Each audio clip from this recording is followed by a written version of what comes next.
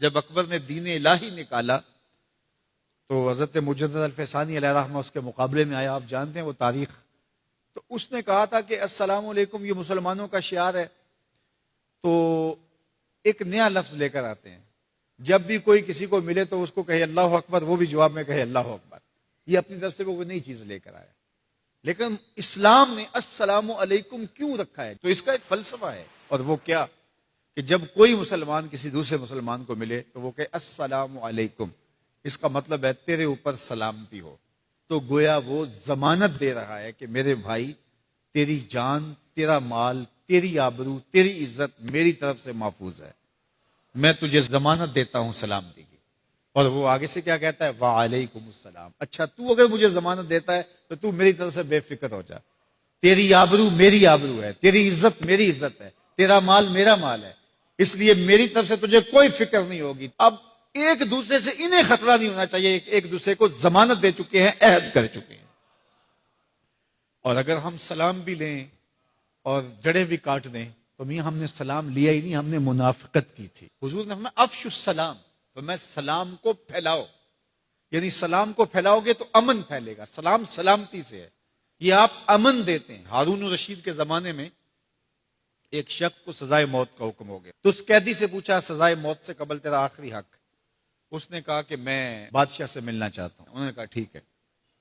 بادشاہ کو کہا کہ سزائے موت کا قیدی ہے, تو وہ کہتا ہے میں بادشاہ سے ملنا چاہتا ہوں. بادشاہ نے کہا لے آؤ.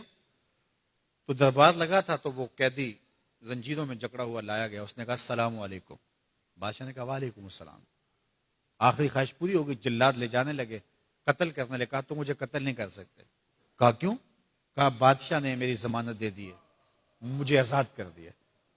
بادشاہ نے کہا میں کب کی ہے؟ کہا تم نے کہا نہیں وعلیکم السلام, تمہیں سلامتی ہو. تو جس کو تم سلامتی کہہ چکے ہو تو کیا اس کے اوپر سزا ہو سکتی ہے؟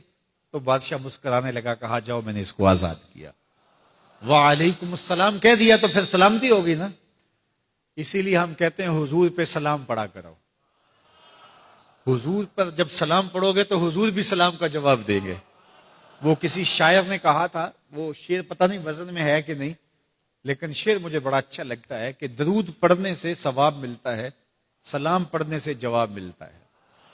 درود پڑھنے سے ثواب ملتا ہے, سلام پڑھنے سے جواب ملتا ہے.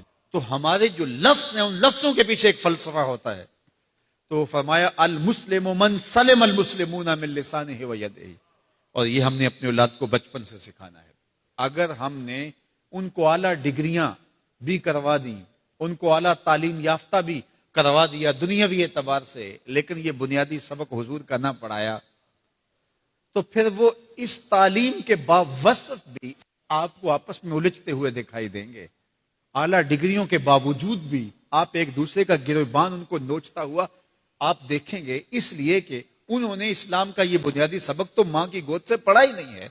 یہ پڑھانا ہے کہ مسلمان وہ ہوتا ہے جس کے ہاتھ سے اور جس کی زبان سے دوسرا مسلمان محفوظ رہے. مجھے بتاؤ, جس کو یہ سبق اس کی ماں نے پڑھایا ہو, جس کو سبق اس کے باپ نے پڑھایا ہو, تو وہ کسی مومن کی ماں کو گالی دے سکتا ہے, کسی کے باپ کو گالی دے سکتا ہے, کسی کا گریبان پکڑ سکتا ہے, کسی کو تھپڑ مار سکتا ہے, کسی پہ زیادتی کر سکتا ہے؟ کبھی نہیں کرے گا, اس لیے کہ اس کو حضور کا فرمان یاد ہے کہ مسلمان ہوتا ہی وہ ہے جس کی زبان اور ہاتھ سے دوسرے محفوظ ہو. ہم نے یہ سیکھنا ہے اور اپنے عمل کے اندر اس کو داخل کرنا ہے کہ ہمارے رویے اتنے خوبصورت ہو, ہمارا طرز زندگی اتنا خوبصورت ہو کہ ہمارا پتہ چلے کہ ہم حضور کے غلام ہوتے ہیں. ہمیں خوبصورت رویوں کا درس دیا گیا ہے, ہمیں خوبصورت رویوں کو اختیار کرنے کی تعلیم دی گئی ہے.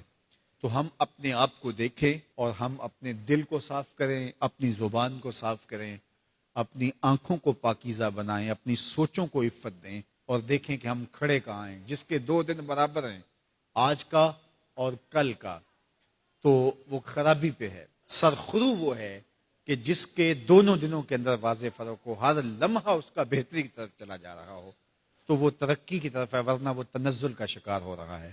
تو ہمیں یہ سبق دیا گیا کہ قد افلح من تزکا, کامیاب وہی ہوا جس نے اپنے من کو ستھرا کیا, اپنے باطن کی صفائی کی, اپنے اندر کو پاک کر